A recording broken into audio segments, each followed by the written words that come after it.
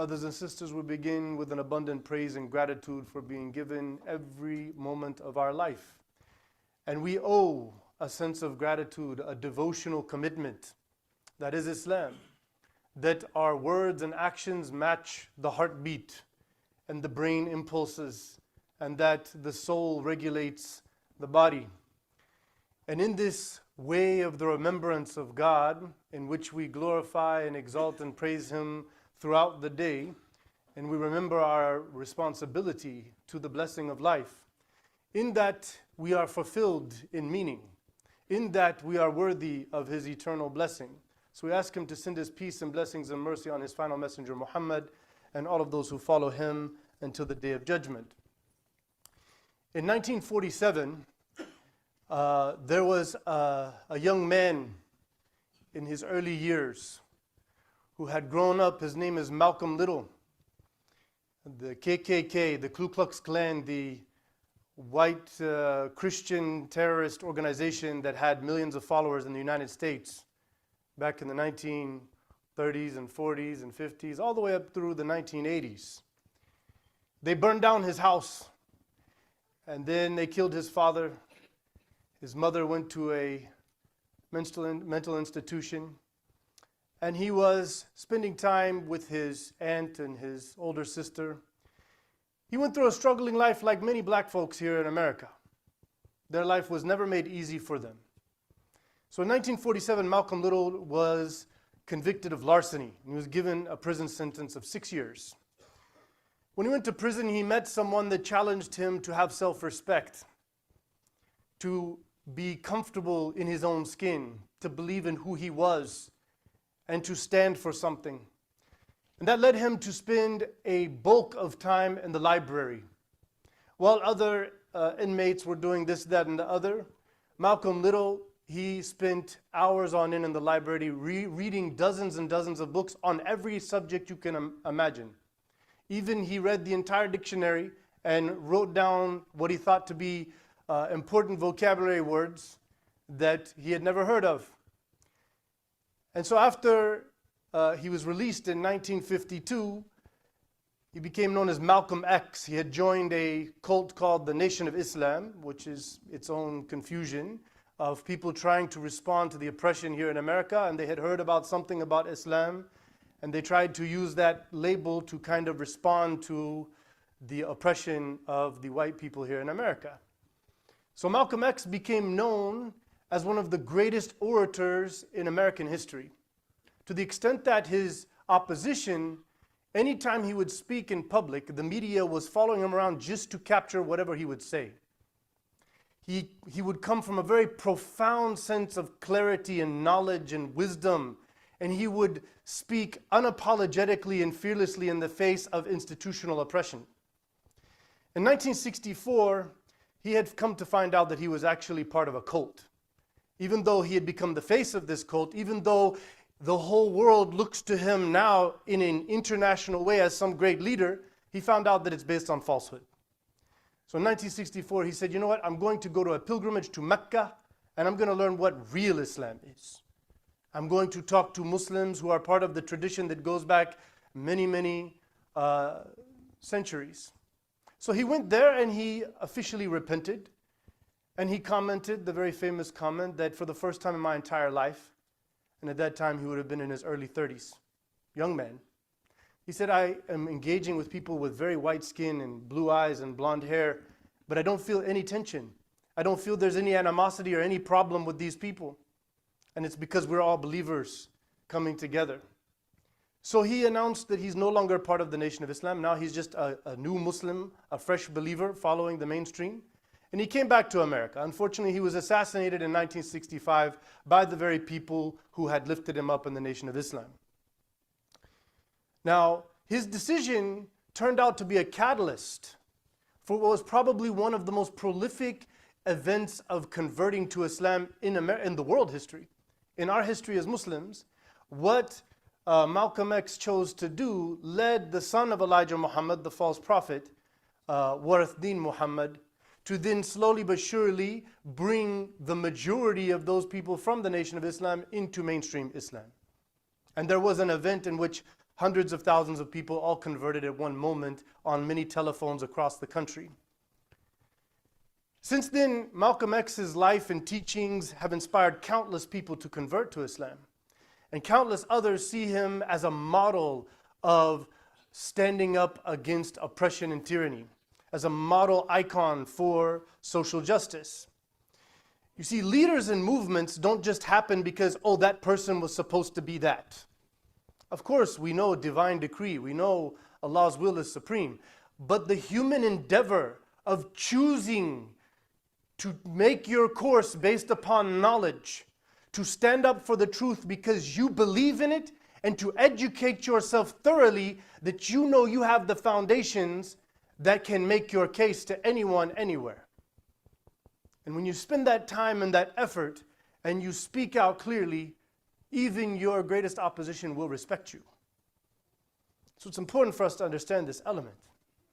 In the context, as we started today, Allah says, يَا أَيُّهَا الَّذِينَ آمَنُوا إِذَا قِيلَ لَكُمْ تَفَسَّحُوا فِي الْمَجَالِسِ يَفْسَحِ اللَّهُ لَكُمْ فَافْسَحُوا يَفْسَحِ اللَّهُ لَكُمْ وَإِذَا قِيلَ انشُزُوا فَانشُزُوا يَرْفَعِ اللَّهُ الَّذِينَ آمَنُوا مِنْكُمْ وَالَّذِينَ أُوتُوا الْعِلْمَ دَرَجَاتٍ. So Allah says, oh believers, pay attention. If you find yourself in a gathering where there's important information to be gained, and people are trying to come in, make sure you give room for people to sit and to take the most benefit out of it. That's what we were talking about at the beginning, ladies. And when you're told, stand up and do something from a place of knowledge, then stand up and do something. Because God will raise the levels of people of faith in their value, in their worth, and in their impact, and those who have knowledge over all others. Meaning faith and just going along with rituals and believing because I'm born Muslim, I know some basic stuff, I do my rituals, Ramadan's coming, that's not sufficient. That is not what Allah is calling every believer to be. This notion that the Imams and the scholars and the people who are on YouTube calling everybody the Yasser Qadis and the Omar Suleimans and all of that, they'll do it all for us. No. Each and every believer is supposed to stand up for that. You have to know that if Malcolm X was just speaking and nobody followed him and took his pattern of behavior and carried that elsewhere in their sphere, not necessarily on mainstream media or on the television, we would not know anything about it. It would have meant nothing. It's crucial for every believer to see this point, that knowledge is the fuel to the energy of faith. If you claim faith, but you don't have knowledge, you will feel uncomfortable about how to do and promote and defend when you find yourself challenged. So Malcolm X, one of his great comments that is a very profound wisdom, he said, America's greatest crime against the black man was not slavery or lynching, but that he was taught self-hate and self-doubt. Pay attention, oh Muslim, because you can just take out black man and put Muslim there. Because if you don't have self-respect, if you don't have confidence in who you are, if you don't know who you are, if you don't stand for anything, you as a people have no future. And what he's saying here is, yeah, there was slavery, abuse, torture, humiliation. There was lynching, constant murder, and hanging people up in trees on a daily basis. Many, many people went through this. But he's saying that the fact that people accepted that that's normal, that was the biggest crime.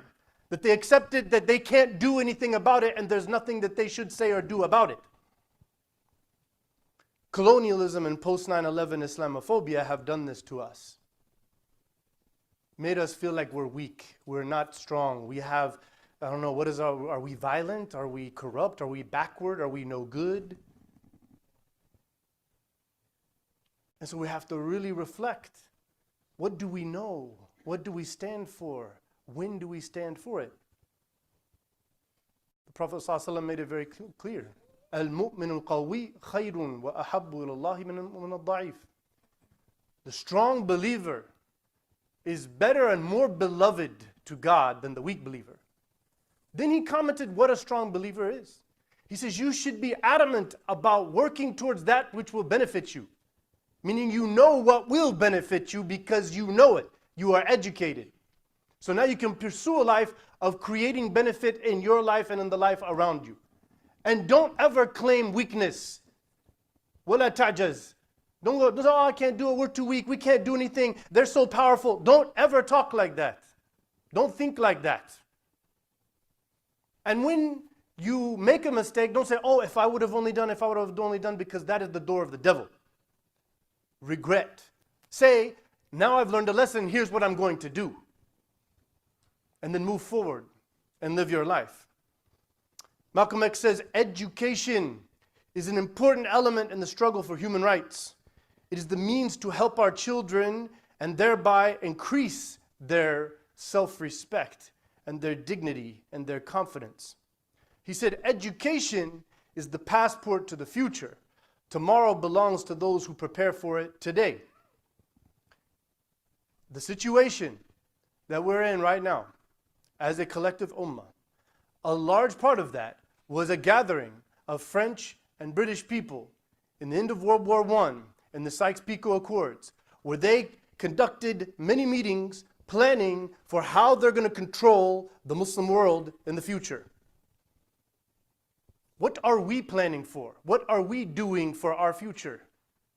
Where do we fit? Are we comfortable in the hamster wheel of going to work and then paying bills and entertaining ourselves?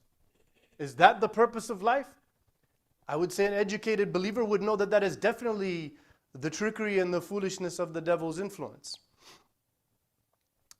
وَقُلْ رَبِّ زِدْنِي عِلْمًا. In the Quran, God told the Prophet Muhammad, peace and blessings be upon him, as the leader and as the example.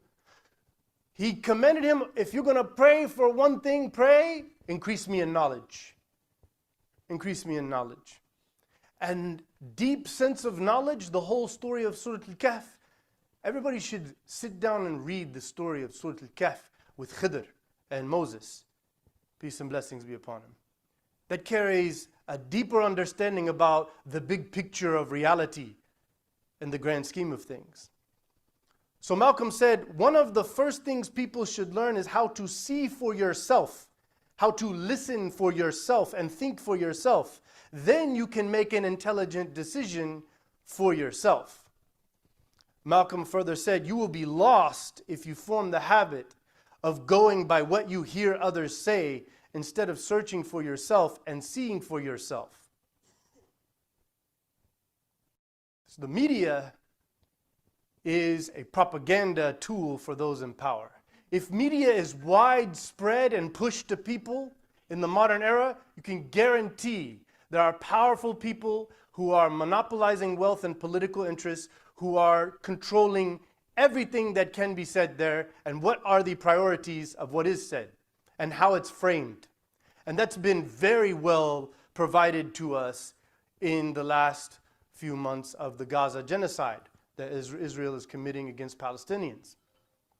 Like, you can literally put the facts next to the headlines and see they are intentionally lying, and the headline is one of the most important points if you really believe in journalism. But it's one of the most important points if your plan is propaganda and making people think in a corrupt, false way. Allah warned us of this in the Quran. يُرِيدُونَ أَن يُطْفِئُوا نُورَ اللَّهِ بِأَفْوَاهِهِمْ وَيَأْبَى اللَّهُ إِلَّا أَن يُتِمَّ نُورَهُ وَلَوْ كَرِهَ الْكَافِرُونَ. The people that have rebellion and rejection to divine sovereignty and the miraculous beauty of prophethood, because that takes power away from them. These people want to put out the light of God's will. They want to put out the light of revelation. But God has not allowed that. He has willed that people will promote His light in the world regardless if they like it or not. Malcolm said, the media is the most powerful entity on the earth. The media has the power to make the innocent guilty and to make the guilty innocent. And that's true power, because they control the minds of the masses, what people will accept, what people will believe. Malcolm says, if you're not careful, the newspapers will have you hating the people who are being oppressed and loving the oppressors. You see? And it's not just the genocide in Gaza.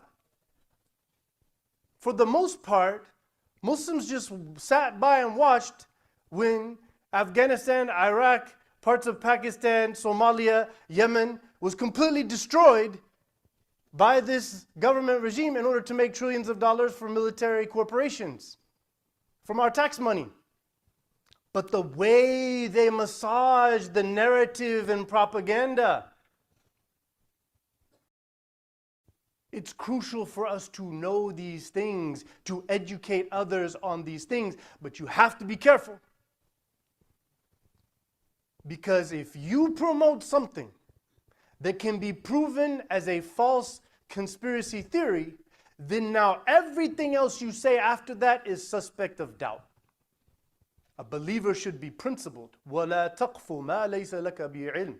Don't follow or claim or promote something you do not have sound knowledge. Muslims love to just get emails and social media posts and just spread it.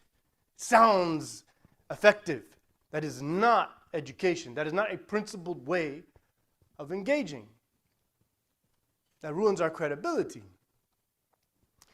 Malcom had deep insight into the two-party political system. He saw it 70 years now here later, after what he said, we're seeing it plain as day. Malcom said, we won't encourage any black man to be a Republican or a Democrat because they've both sold us out. Both parties have sold us out. He said, the white liberal is the worst enemy to America. I'll repeat that again. He said, the white liberal is the worst enemy to America and the worst enemy to the black man. He said, the white conservatives aren't friends of us either, but at least they don't try to hide it. Then he explained, Malcom said, the conservatives are like wolves. They show their teeth, but it's a snarl. And that keeps the black man aware of where he stands, that he's looking to destroy him. He said, but the white liberals are like foxes. They show their teeth, but it's a smile. And then they lure us in, and the black man runs from the growling wolf and flees right into the jaws of the smiling fox. Malcolm X, Allah yarhamu rahmatan wasi'ah. These insights are of someone well educated. He was not in any great school. He was not with any great background. He was coming from trauma and pain and suffering. He chose to take initiative and be educated. He chose to stand up with what he knows are the facts collectively. We have to be those people. We have to follow that prophetic model that was brought to us again by one of the great followers and humble servants, Malcolm X. Allah yarhamu. أقول قولي هذا واستغفر الله لي ولكم فاستغفروه فإنه هو الغفور الرحيم.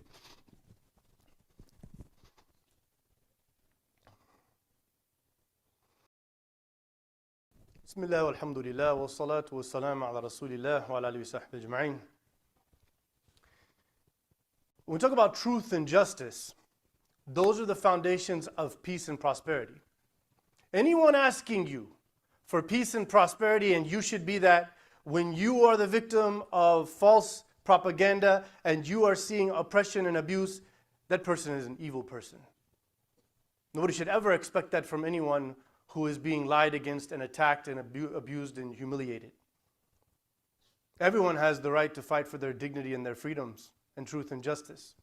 International law says, the international law says, pay close attention, these are facts, not conspiracy theories, that an occupied people have the right to fight back against their occupier. And an occupier must ensure the safety of the people they occupy. This is international law. So Malcolm said, the way I'm speaking, the way we speak here, is not anti-white. It means we're anti-exploitation. It means we're anti-degradation. We're anti-oppression. Similarly, when I speak the way I speak, about the corruptions and evils of the governance and corporate control over the United States of America, I'm speaking that as a proud American. I was born and raised here. I love this country for many reasons. But I'm the first to speak up against it when its corruption is remaining. And we should speak up and work against those corruptions and evils because we are given that right in the Constitution. I'm not anti-American. I'm pro-American. And the things that we are promoting and we are opposing, if what we are saying, which comes from Sharia, from the Quran and the Sunnah, it will make this country a better place for everyone, regardless of what they believe or don't want to believe.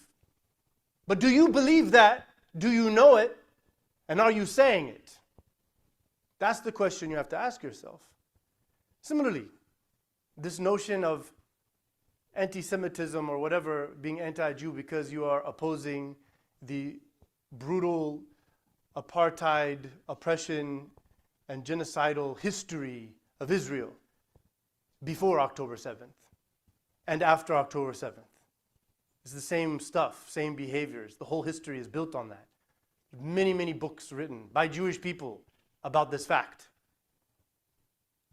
So you should know those things so that when you make the fact, you're not like, what will they do? Will I get fired and all of that? You have the right to your opinions.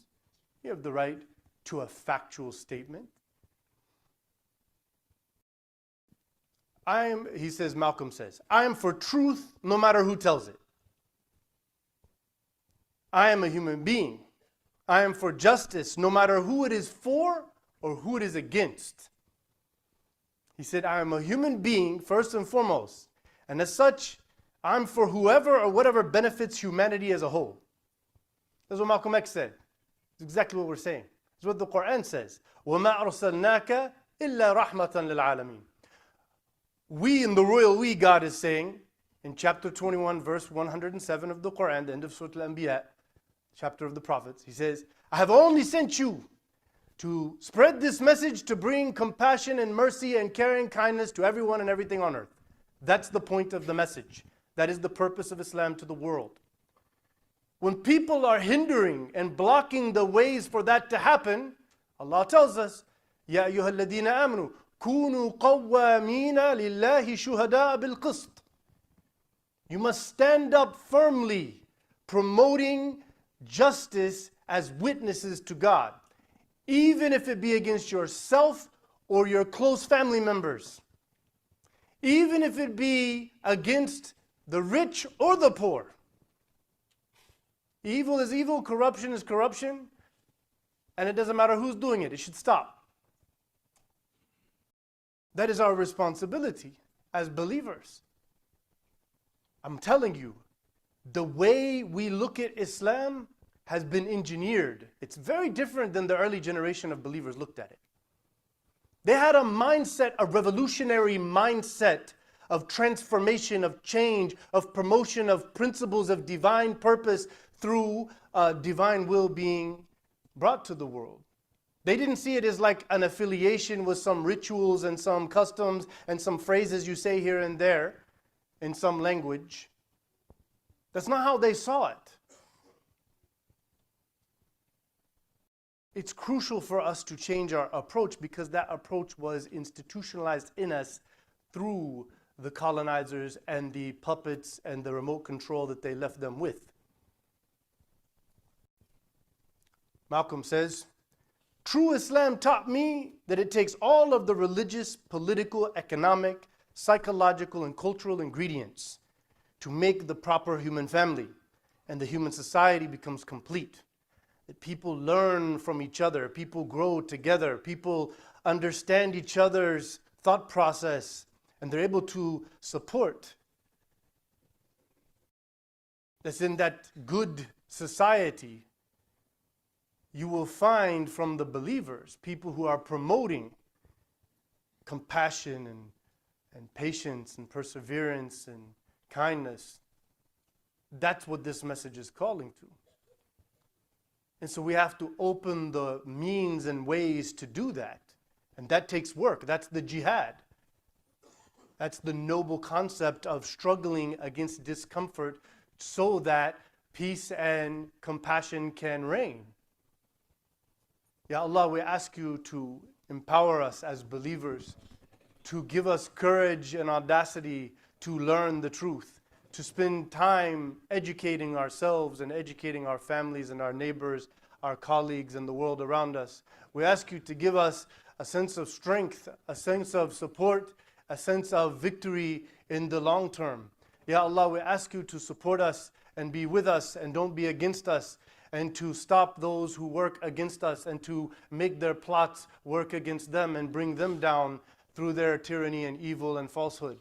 Ya Allah, we ask you to make us a people of the truth who stand on principles, who have a sense of dignity and pride only through your praise and your exalted glory. That we attribute all of the blessings that we have to you and all of our potential in this world to you, and that we commit to working for your will in this world so that people may know your message. Ya Allah, we ask your forgiveness. We ask you to make us worthy of contentment. We ask you to make us among those who, when we die, that our last words are your oneness and the finality of message in Muhammad, peace and blessings be upon him.